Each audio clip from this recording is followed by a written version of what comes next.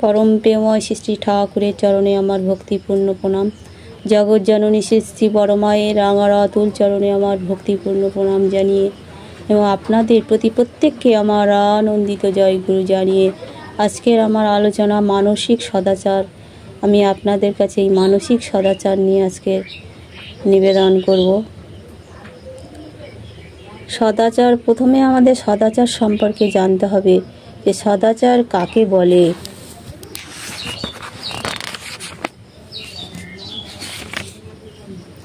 যে আচার আচরণ পালনের মধ্যে দিয়ে শরীর, মন ও পরিবার ও পরিবেশ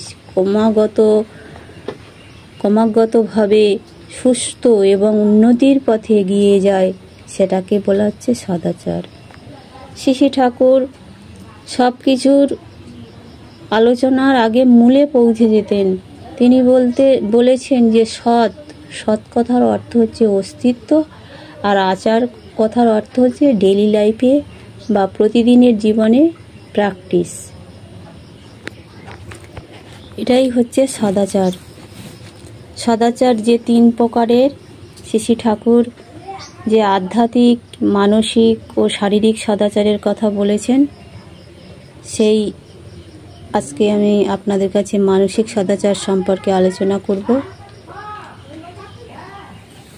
মানসিক সদাচারগুলো কেমনভাবে চললে বা কেমন চলনায় বা কেমন বলার মধ্য দিয়ে নিজের জীবনকে এগিয়ে নিয়ে যেতে পারলে আমাদের মানসিক সদাচারগুলো পালন করা সম্ভব হবে, সেই সম্পর্কে আমি কয়েকটি শ্রী ঠাকুরের বলা কয়েকটি কথা আপনাদের কাছে তুলে ধরছি। প্রথমত, যে অপরের অনিষ্ট চিন্তা, পরনিন্দা, পরচর্চা, কারো প্রতি হিংসা, এই সমস্ততে যদি আমাদের মনকে আমরা ভরিয়ে রাখি, আমাদের মনটা দূষিত হয় এবং দূষিত মন অসুস্থ শরীরকে বহন করে। তাই আমাদের সবসময় পরের মঙ্গল চিন্তা, অপরের সুখে সুখ, অপরের দুঃখে দুঃখ অনুভব চেষ্টায় সবসময় নিজেদেরকে ব্যস্ত রাখতে হয়। দ্বিতীয়ত হচ্ছে, আমরা যদি সবসময় উচ্চ চিন্তা, উচ্চ ভাব নিয়ে নিজেদেরকে সংশোধনের চেষ্টা করি, সেটাও একটা মানসিক সদাচার। এই নিজে আত্মসংশোধনের মাধ্যমে আমাদের জ্ঞানের পরিমাণ প্রসারিত হয়। তৃতীয়ত, জ্ঞানের অন্তরায় অহংকে যদি আমরা আমাদের নিজেদের মনে প্রশ্রয় দেই, যেমন দিতে নেই তেমনি আমাদের নিজেদেরকে সবসময় হীন ভাবতে নেই। আমরা এটাই বলবো সবসময় যে আমরা সবাই পরম পিতার সন্তান। এমনতর চিন্তা ভাবনা আমাদের মানসিক সদাচারের মধ্যে পড়ে। তারপর অবসাদ ও হতাশার প্রশ্রয় দিতে নেই।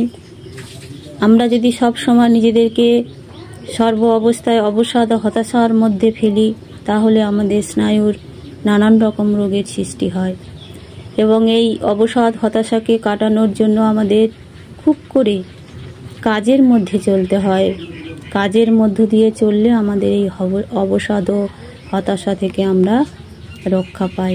আর যদি আমরা এই অবসাদ হতাশার থেকে নিজেদেরকে না দূরে রাখতে পারি, তাহলে আমাদের শরীরে নানান রকম রোগের সৃষ্টি হবে। তারপর হচ্ছে বিরুদ্ধ ভাব। আমি যদি কারুর প্রতি বিরুদ্ধ ভাব নিয়ে চলি এবং বিরুদ্ধ ভাবের মধ্য দিয়ে নানা তর্ক বিতর্কের মধ্যে জড়িয়ে পড়ি, তাহলে আমাদের মধ্যে যে মানসিক সদাচার আমরা পালন করতে পারি না এবং তার মধ্য দিয়ে আমাদের অনেক ক্ষতি হয়। তারপর হচ্ছে অদৃষ্টবাদী হয়ে বসে হয়ে আমাদের অজ্ঞতা দূরীকরণে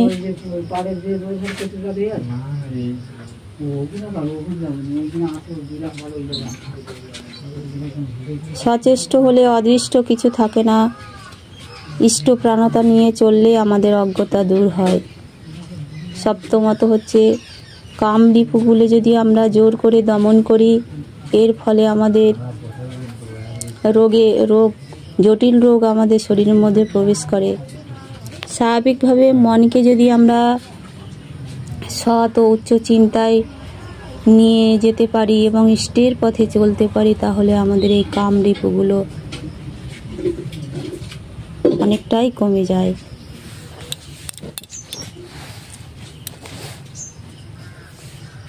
তারপর শরীর মনস্কতা এক রোগ বিশেষ। সর্বদা শরীরের সুবিধা অসুবিধাগুলো যদি আমরা চিন্তা করি এবং এই নিয়েই পড়ে থাকি, তাহলে আমাদের শরীর মনস্ক হয়ে পড়ব আমরা। শরীরের অহেতুক গুরুত্ব বাড়িয়ে নিজের এবং পারিপার্শ্বিকের সকলের অস্বস্তির কারণ না হয়ে ওঠাটাই ভালো। নবমত হচ্ছে আমরা আরাম প্রিয়সী। জীবনের শরীরে যখন আমরা নিজেদেরকে আরাম প্রত্যাশা বা বিশ্রাম প্রিয়তা করে তুলব, তখন শরীর মন আমাদের শীতল হয়ে পড়বে এবং সুপ্রিয়তা ও ইষ্টের অনুগমের জন্য শারীরিক যে কষ্ট, সেটাই আমাদের জীবনের আনন্দ। তারপর ইষ্টকেন্দ্রিক হয়ে চলতে পারলে মানসিক সদাচার বিষয়ে সহজে আমাদের বোধগম্য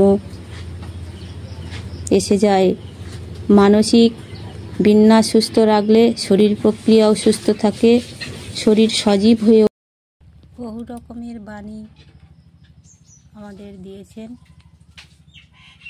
এই বাণীগুলো যদি আমরা অনুশীলন প্রয়োগের মাধ্যমে পালন করতে পারি এবং সম্বেকশালী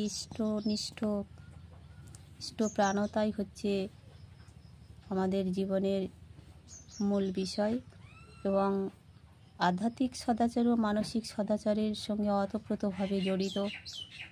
আমরা যদি সদ্গুরুর সাধন প্রণালীর কঠোর অনুশীলন অর্থাৎ শ্রী ঠাকুরের প্রতি অচ্যুত অনুরাগ নিয়ে নাম ধ্যান যজন ইষ্টভৃতি সস্তায়নের ব্রতবিধি পালনের মধ্য দিয়ে চলতে পারি, তাহলে আমাদের আধ্যাত্মিক সদাচারও পালন করা সম্ভব।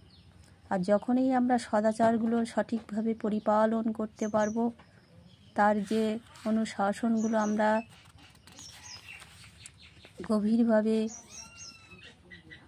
ছেদহীন ইষ্ট অনুরাগ নিয়ে যখন পালন করতে পারব, তখন আমাদের যজন ইষ্টভৃতি আরও অন্যান্য যে বিধানগুলো তিনি দিয়েছেন, সেগুলো আমরা আমাদের সঠিকভাবে পালন করা সম্ভব হবে। আজকে আমার এই সদাচার, মানসিক সদাচার সম্পর্কে যে নিবেদন এখানেই শেষ করছি। প্রত্যেকের সুস্থ ও সুদীর্ঘ জীবন পরম পিতার চরণে প্রার্থনা জানিয়ে আজকে আমি এখানেই শেষ করছি। বন্দে পুরুষোত্তমম।